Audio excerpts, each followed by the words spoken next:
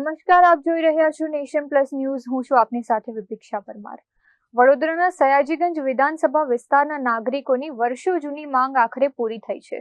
સયાજીગંજ વિધાનસભાના ગોરવા વિસ્તારમાં ₹33 લાખના ખર્ચે નવું સરકારી આયુર્વેદિક અને હોમિયોપેથી ક્લિનિક બનવા જઈ રહ્યું છે. સયાજીગંજ વિધાનસભા વિસ્તારના નાગરિકો માટે આરોગ્ય ક્ષેત્રે મોટા સમાચાર આવી રહ્યા છે. સયાજીગંજ વિધાનસભાના ગોરવા વિસ્તારમાં નવું સરકારી આયુર્વેદિક અને હોમિયોપેથિક ક્લિનિક તૈયાર થવા જઈ રહ્યું છે, જેનું ગત રોજ વડોદરાના મેયર ગીતા મકવાણા તથા ધારાસભ્ય કેયુ રોકડિયાના હસ્તે ખાતમુહૂર્ત કરવામાં આવ્યું હતું. આ પ્રસંગે વીએમસીમાં શાસક પક્ષના નેતા શ્વેતા માછી, દંડક વિજય ચૌહાણ તથા વોર્ડ નંબર 8 અને 9ના કોર્પોરેટરો પણ ખાસ ઉપસ્થિત રહ્યા હતા.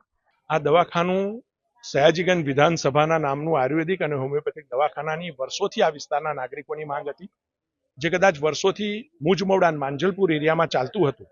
હવે આ જગ્યા પર નવું બિલ્ડિંગ બંધાતા 6 થી 8 મહિનામાં, આજે જેનું ખાતમુહૂર્ત થયું છે, 6 થી 8 મહિનામાં આનું લોકાર્પણ કરીને આ વિસ્તારના નાગરિકોને આયુર્વેદિક અને હોમિયોપેથિક દવાની ટ્રીટમેન્ટ પણ અહીંયાથી મળી રહે એવું આયોજન ગુજરાત સરકારના માધ્યમથી કરવામાં આવ્યું છે.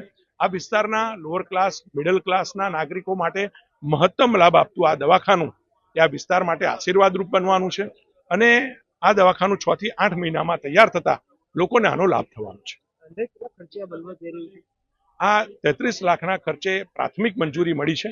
જ્યાં ખૂટતી ગ્રાન્ટ હશે તો એ મારી ગ્રાન્ટમાંથી પણ એ ફાળવણી કરતા અહીંયા પૂર્ણ રૂપે આયુર્વેદિક અને હોમિયોપેથિક ક્લિનિક બનવા જઈ રહી છે. અત્રે ઉલ્લેખનીય છે કે સ્થાનિક લોકોની લાંબા સમયની માંગને ધ્યાને રાખીને ₹33 લાખના ખર્ચે નવું આયુર્વેદિક અને હોમિયોપેથિક દવાખાનું આકાર પામશે.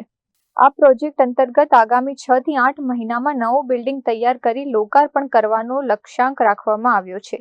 આ નવા આયુર્વેદિક અને હોમિયોપેથી ક્લિનિકથી વિસ્તારના ગરીબ અને મધ્યમ વર્ગના લોકોને મફત તેમજ ગુણવત્તાયુક્ત સારવાર ઉપલબ્ધ બનશે. Chirag Patel, Nation Plus News, Vadodara. સમાચારોના સતત અપડેટ મેળવવા માટે અમારી નેશન પ્લસ ન્યૂઝની યુટ્યુબ ચેનલને સબસ્ક્રાઇબ કરો, બેલ આઇકન દબાવો અને જોડાયેલા રહો ફેસબુક, ઇન્સ્ટાગ્રામ અને ટ્વિટર પર.